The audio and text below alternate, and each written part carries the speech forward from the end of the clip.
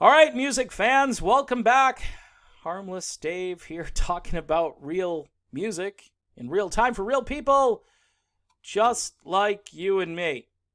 So, Madonna is naked in the bathtub, and she's going to tell us about the coronavirus, and it doesn't get much weirder than this, but of course, we have come to expect this behavior from the Material Girl. Look, some of the music from the 1980s that Madonna was a part of, I plead guilty to liking it and listening to it. Namely, probably like the stuff she did with Nile Rodgers, the first album, the Jelly Bean sounding stuff, Jelly Bean Benitez, who I think was her boyfriend for a while. But, things like Material Girl, Borderline, Holiday, Dress You Up. I mean, there are some things in that period. I mean, some great ballads like Crazy for You and Live to Tell. Very classy songs. But when later on, she kind of followed Michael Jackson into the weird area of human existence. And more so because, I don't understand if they were trying to outdo each other in that regard. We'll probably never know. But this is a weird thing here. And I'm going to scroll down. She says, like I used to say at the end of Human Nature every night, if the ship goes down, we're all going down together. So this is what Madonna looks like. She's naked. You can't really see anything. Well, you can, but you can't. So this is kind of PG-13-ish. But she's in a bathtub filled with petals. Madonna takes to Instagram to share her thoughts on the matter. Madonna calls coronavirus the Great Equalizer of the rich and poor, while she sits naked in a white ivory bathtub surrounded by flower petals and dozens of candles. The sheer irony of her calling out how this is the Great Equalizer of the rich and poor.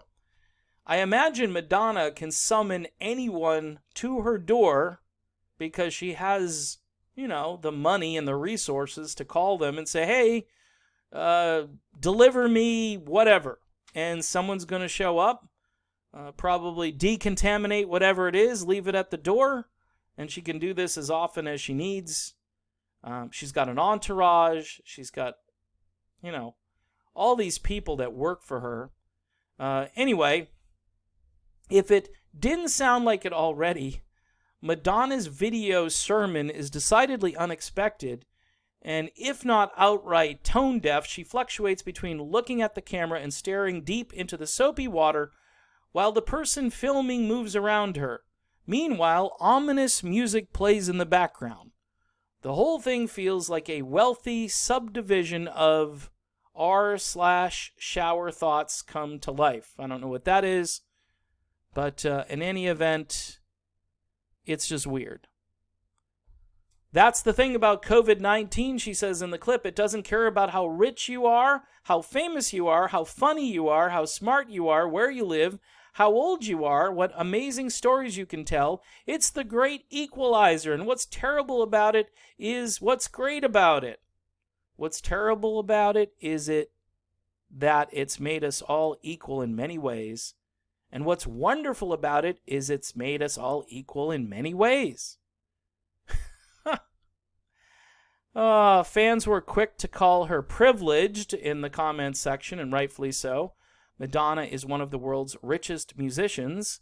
She's an artist who could cancel a massive tour in support of her 2019 album, Madam X, due to coronavirus concerns and not go into financial ruin as a result. Mind you, this is a tour that already treated its own paying attendees poorly by being littered with delays that led to fans filing a class action lawsuit against the singer for her late start times.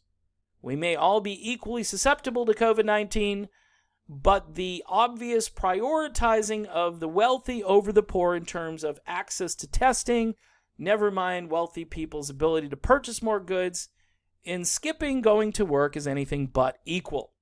Very well said here. So there you have it.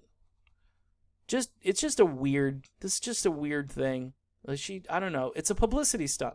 Every time Madonna kind of gets down on her luck, she tends to take her clothes off. Anytime she gets weird, she starts taking her clothes off. If you remember the 1980s, the famous coffee table book, I was there for that. And I was, I think, working at Strawberry's Music up in whatever town at the time near where I lived. And we got those books in, and they were all like they were heavily wrapped and guarded. You couldn't open them, but they were for sale, and nobody knew what was in them. And when I think I got a glimpse of it, I was like, you've got to be kidding me. I mean, this was over the top, even by Madonna standards, and that kind of set a new low or high, depending on how you look at it, for that kind of quote-unquote entertainment. And I didn't get it. I thought she was a fairly talented singer. I would say she's got so-so range. She can be very breathy when she sings, and her lower register sometimes does not sound all that appealing to me. But, like I said, her first 2 or 3 albums and a few other smattering of songs after that, not bad. You know, I'm not a huge Madonna person, but I can tolerate it.